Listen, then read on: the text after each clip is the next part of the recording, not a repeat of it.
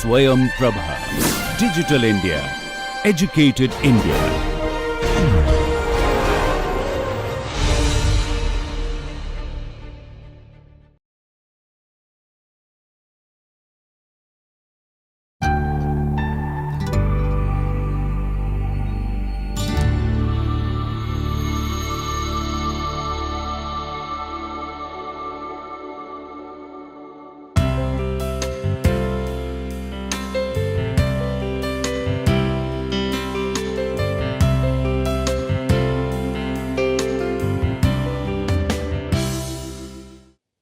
Hi everyone, welcome to this exciting journey into the world of labor economics, where we will explore the intricate interplay between workers, employers in the broader economic landscape. Throughout this course, we will delve into both theoretical foundations and practical applications of labor economics, providing you with a comprehensive understanding of these crucial aspects of labor economics. Having this course, you are expected to gain insights into the labor market dynamics, wage determination, and the impact of government policies on employment and workforce behavior. This course will engage you in thought-provoking discussions, analyze the real-world case studies, and develop analytical skills necessary to navigate the complex challenges faced by labor markets across the globe.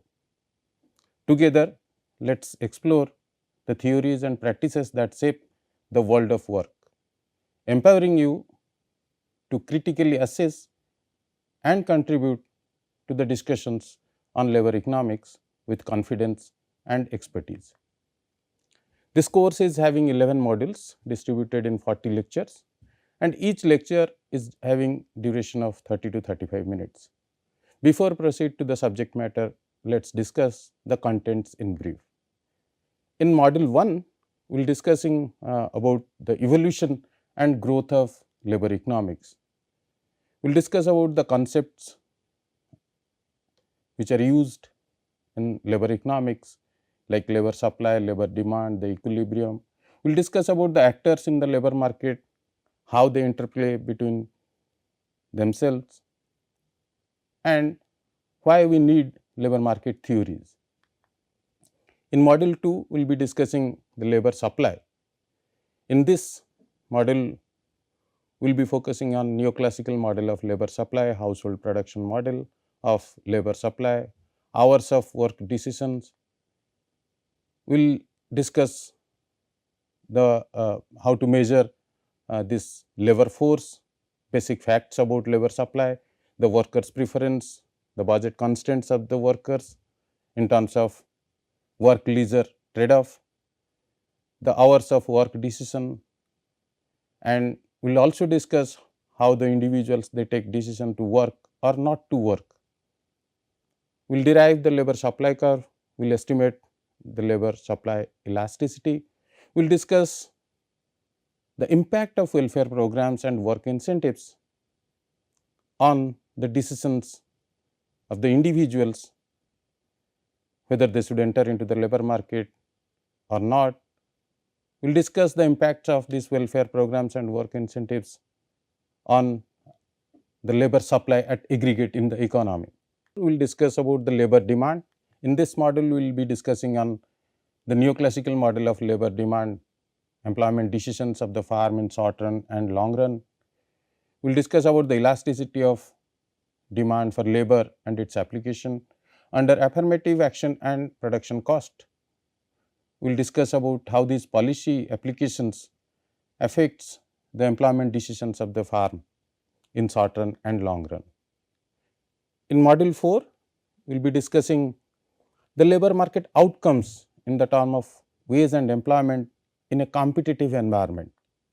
So, we will be discussing the outcome of this competitive labor market in a single competitive labor market, as well as we will discuss the competitive equilibrium across labor markets. We will discuss the cowboy model And also we will discuss the impact of payroll, taxes and subsidies on the labor market outcomes in terms of wage and employment. In module, we will be discussing this labor market outcomes, wage and employment in a non-competitive environment with a special reference to monopsony and monopoly labor market. In module 6, we will be discussing the role of human capital in labor market. In this module, we will be discussing on education in the labor market, the schooling model, the wage schooling locus, the education and earning. We will estimate the return of schooling and the investment in human capital. In module 7, we will be discussing on the wage structures and wage differentials. Why there is the different occupation, the different industries are having different wage structures, how wage is distributed across industries, across occupations, and why this wage inequality happens. What are the implications of this wage inequality?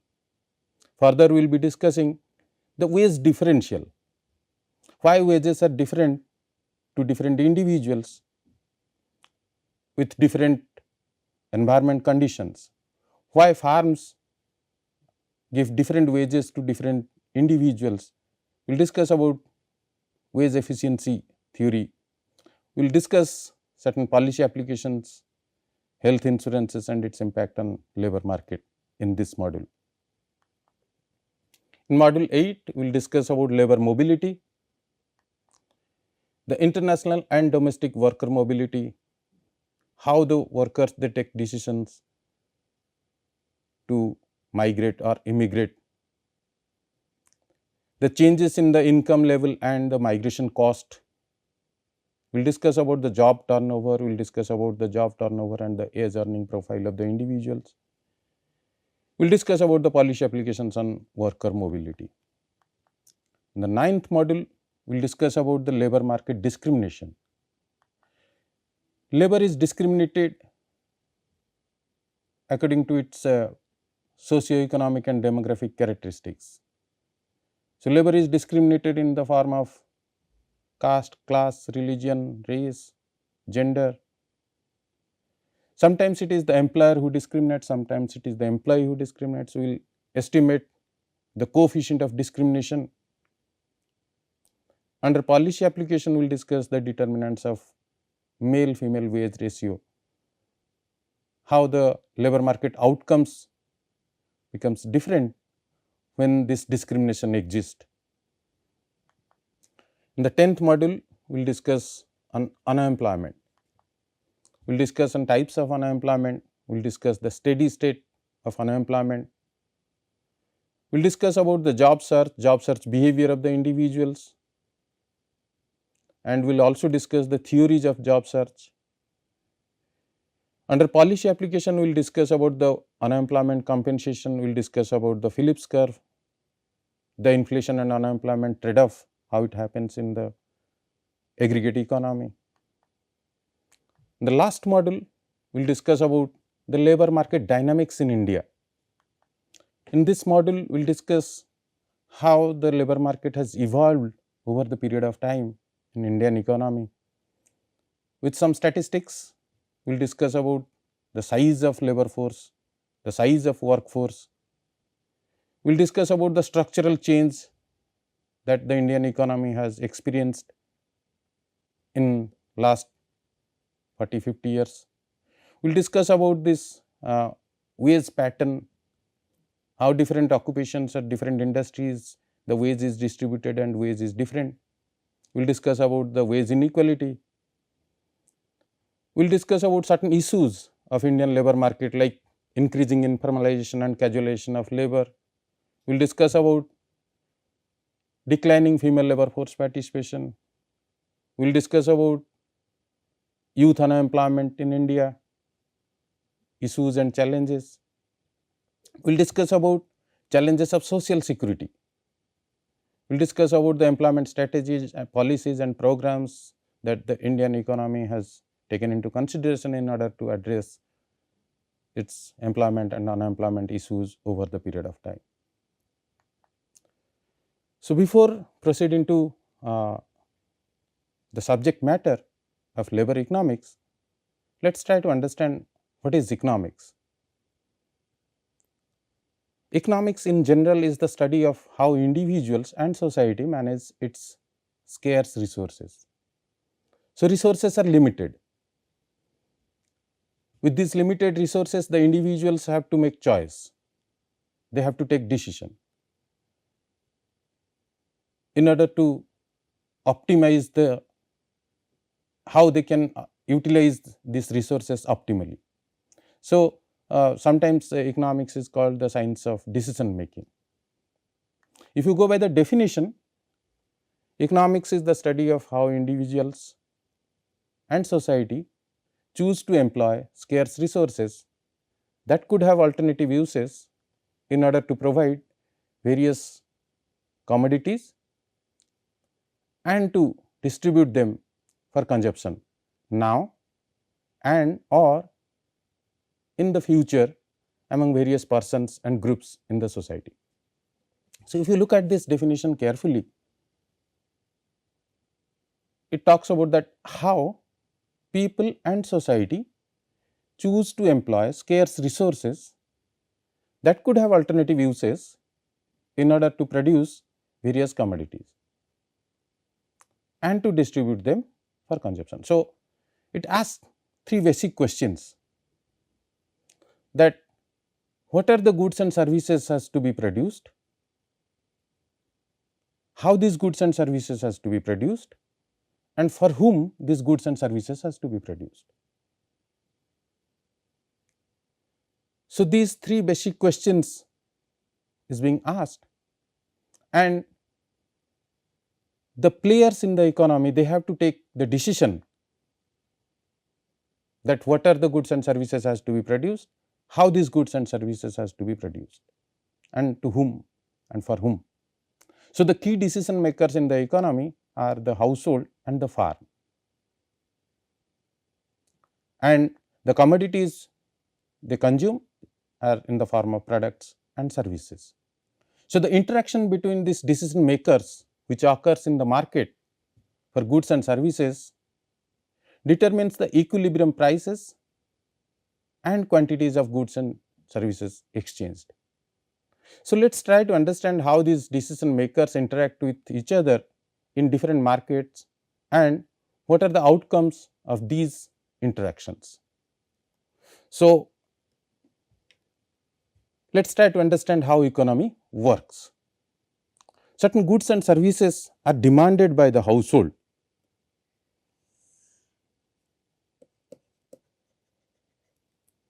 and these goods and services has to be supplied.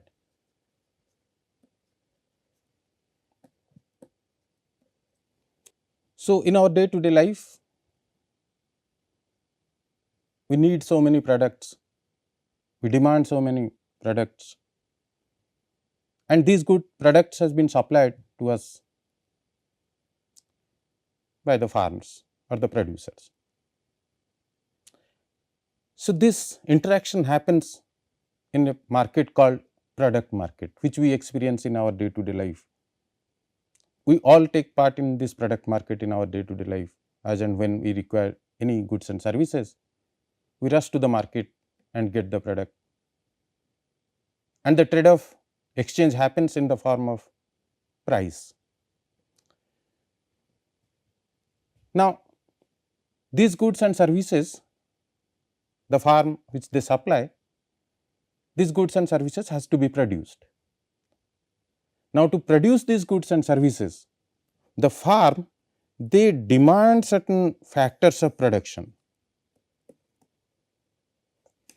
and these factors of production is supplied by the households or individuals to the farm.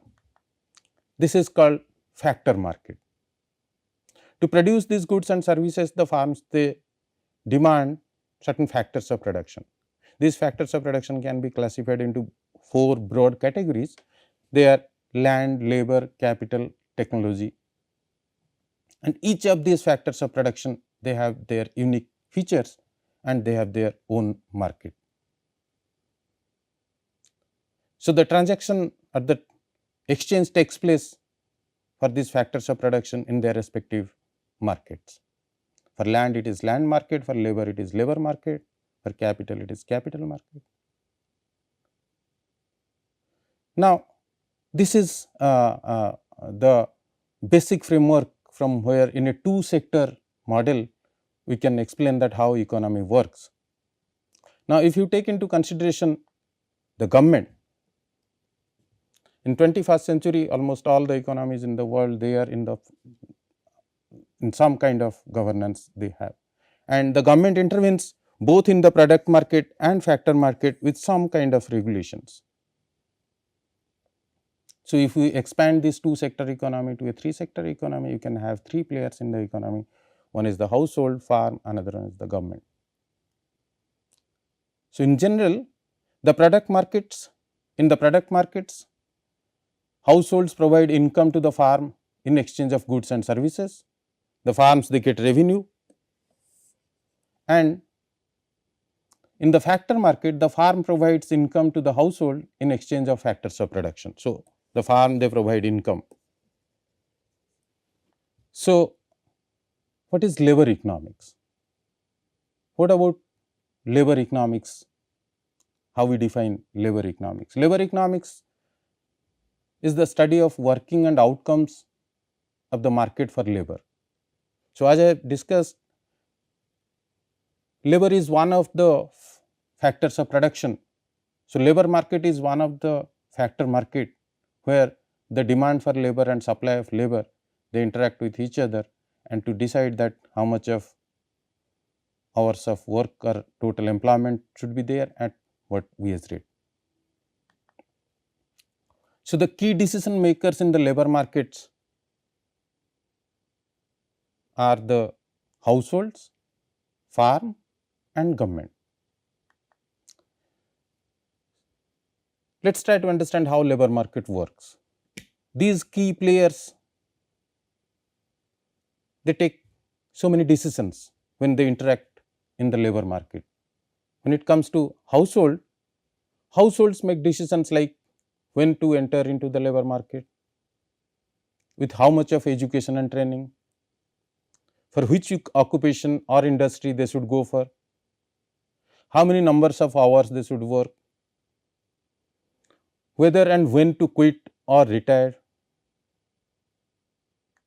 When it comes to farm, the farm takes decisions like how many number of workers to hire, how many hours of work to be done, when to lay off or close the plant, pension or retirement policies for the workers.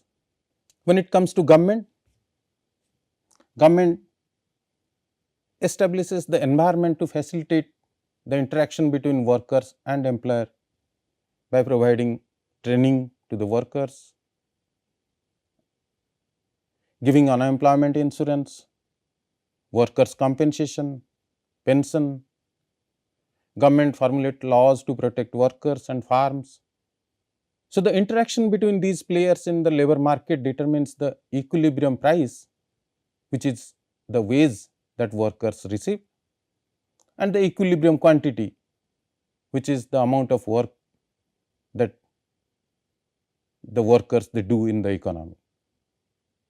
And this quantity has several dimensions like time, efficiency, productivity. You can measure this in terms of these dimensions. So, the interaction happens in the labor market between household and farm.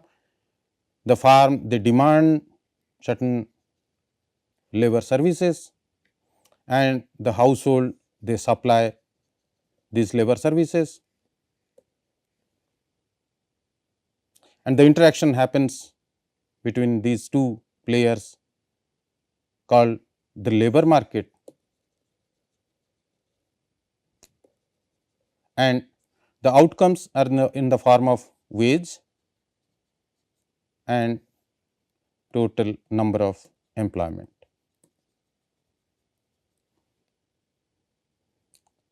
Government intervenes in the labor market or regulates in the labor market in the form of regulating the minimum wage laws, regulating the farm to protect the workers from exploitation, give compensation to the households in the form of unemployment, social security. So, this is altogether how the labor market works in a factor market. What is the importance of the labor market? Why the labor economics should be studied as a separate branch of economics, sub branch of economics? Because labor market is the place it decides who earns what and why. It decides the income and economic well-being of the individuals. It decides the distribution of income in the society. The individuals, they sell their labor hour in the labor market. In lieu of that, they get some income. With that income, they are going to consume certain goods and services. So, that income decides the standard of living. That income decides that what will be the economic well-being of not just of that individual, but also it affects his successor generation and the previous generation. So, labor market outcomes decides the economic well-being of 3 generations. It has intergenerational links. The income, the individual which earns in the labor market, that decides that to which school his children will go. The income that decides that in which hospital he can give the treatment to his parents. So, it is 3 generations, those who are whose well-being is decided on the income of the individual. So, it has intergenerational linkage. So, income and well-being aspect is very important. Being a factor of production, labor contributes to the production process. It produces goods and services. Further, labor being a part of in the labor market, it decides the subjective well-being of the individuals. It has psychological aspect. Labor is not just a commodity. A person's labor is not just something they sell in return for income. Rather, a person's job, occupation, career are an important aspect of identity, self-esteem, prestige, and it gives you the recognition that who you are. Apart from this, the labor has certain special features. Like I have said, it is a factor of production. Labor is the only factor of production who is having life. You can work with a labor, you cannot work with a labor 24/7, but you can work with a machine for 24/7. That makes the labor very special. Labor services are flow as well as stock. At a particular point of time, labor is having some kind of skill, some kind of education. That is the stock. He equipped with that stock. And for how many hours he is going to supply that labor service, that is the flow. So, labor is a stock as well as a flow. Further, this stock cannot be brought and sold forcefully. So, bonded labor is no more there. You cannot forcefully get someone work. Labor is having a special feature. They are homogeneous as well as heterogeneous. When a batch of mechanical engineering graduates, they graduate, they are all homogeneous. They are having the same skill. They are equipped with the same skill. Their identity are same. They are all same. But when it comes to labor market outcome, they are different. They work, their outcomes are different. So, labor is homogeneous as well as heterogeneous. They are different in terms of efficiency, productivity. Further, the quality of labor service is very hard to measure. It is very subjective phenomena. The efficiency and productivity are very difficult to measure. Labor have a monopoly power. Some occupations they have, we have seen some of the doctors, lawyers, they charge so high. So, labor have the monopoly power because of their skill. Further, labor markets are highly segmented. Labor markets are segmented in the form of occupation, industry, geographical setup, and they are highly regulated. However, in 21st century, one cannot deny that the labor market serves as the backbone of economic activity, connecting individuals seeking employment with business in need for workers. It plays a crucial role in determining wages, job opportunities, and overall economic growth. A dynamic and different efficient labor market fosters innovation, productivity by allocating resources effectively. Additionally, labor market conditions influence consumer spending pattern, business investment decisions, government policy formulations. Understanding and monitoring the labor market is crucial for policymakers, business houses, individuals to ensure sustainable development and societal well-being. So, the subject matter of labor economics deals with the labor supply, mostly the hours of work decision, labor demand, the employment decision of the firm in short run and long run, the labor market outcomes in terms of wage and employment, and the role of government, the impact of government policies on the labor market outcomes in the form of wage and employment. More specifically, labor economics is primarily concerned with the behavior of employer, employees in response to the general incentives of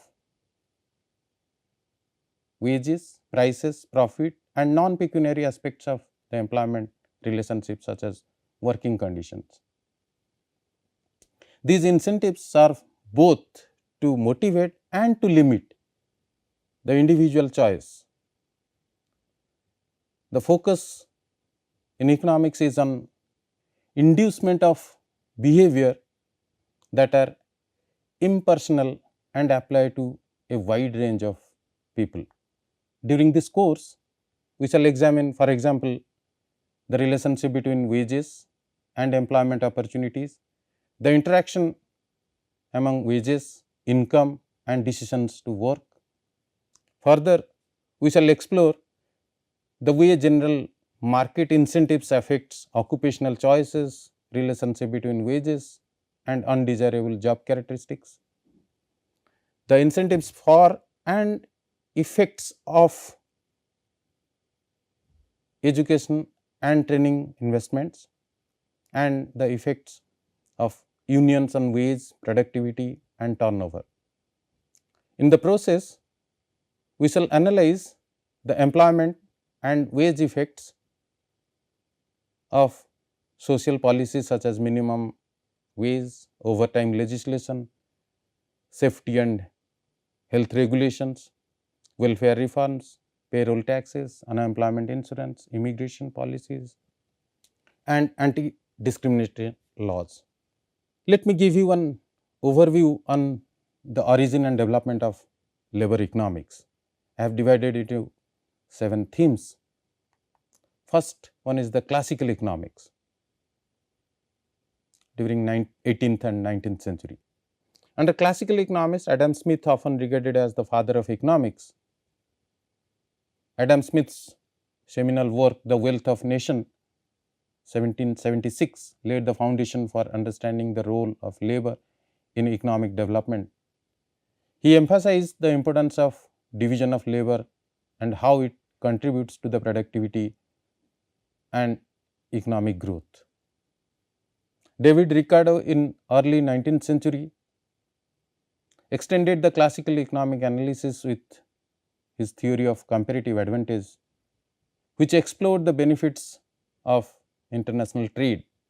This theory included the concept of opportunity cost and how it influences the allocation of labor across different industries. Under Marxian economics in 19th century, the labor has been given a special attention. Marx's work, particularly Das Kapital 1867, delved into the relationship between labor and capital. He introduced the concepts like surplus value, exploitation of labor, the idea of class struggle. Marx's idea laid the groundwork for understanding the power dynamics in the labor market. Further, in late 19th and early 20th century, the evolution of this neoclassical economics like Alfred Marshall. Marshall's principle of economics in 1890 contributed to the development of neoclassical economics. Neoclassical economists focused on the individual utility maximization behavior and the role of supply and demand determining the wage and employment. Further, in institutional economics, which has evolved in early 20th century, also during this early 20th century, we have seen some labor movements. John R. Commons, a key figure in the institutional economics. Commons studied the role of institutions and collective bargaining in shaping the labor markets. His work emphasized the importance of understanding social and institutional factors in the labor economics. In early 20th century, we have seen the rise of labor unions and the movements advocating for this workers' right. This period marked as the recognition of collective bargaining as the significant force in shaping the labor market outcomes. In 1930s, the evolution of Keynesian economics. Keynesian economics, as presented in the General Theory of Employment, Interest and Money in 1936 by John Maynard Keynes, introduced the idea of government intervention that could mitigate the unemployment during the slowdown. Keynesian policies become influential in shaping labor market policies and addressing cyclical unemployment. Further, this human capital theory and the modern labor economics in early 20th century has given a new dimension to the labor economics. Gary Becker is the pioneer of this human capital theory. Becker's work on human capital, for which he received this Nobel Prize in 1992, emphasizes the importance of education, training and in enhancing an individual's productivity and earnings. Human capital theory, a foundational concept in the modern labor economics, posits that investment in education, training and health contributes significantly to the individual's productivity and earning potential. It suggests that individuals enhance their human capital through this investment, thereby increasing their value of labor in the labor market. This perspective broadened the scope of labor economics to include investment in skill and knowledge. In contemporary labor economics, late 20th century to present, we have seen the increasing globalization. This increasing interconnectedness of economies has led to more globalized labor market, impacting the distribution of jobs and wages. Further, the advent of technology, especially in the information age, has transformed the nature of work, creating new challenges and opportunities in the labor market. However, issues such as minimum wage, labor market regulations, social safety nets contributes to be the central topics of debate in labor economics. In summary, the origin and development of labor economics have been shaped by a series of intellectual movements, economic theories, and historical events. The field continues to evolve as researchers explore new challenges posed by globalization, technological changes, and shift in the nature of work. In the next lecture, I will present the brief overview of the labor market. Thank you.